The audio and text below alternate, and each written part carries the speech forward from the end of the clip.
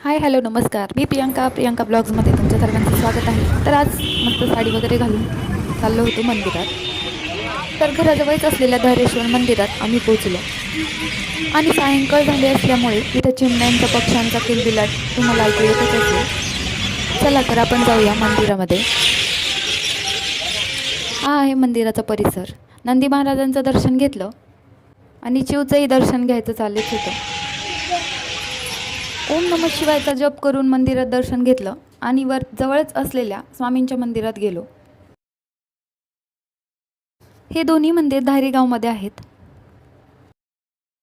स्वामींच्या मंदिरात दर्शन वगैरे केलं, प्रसाद घेतला आणि तिथे बसलो होतो.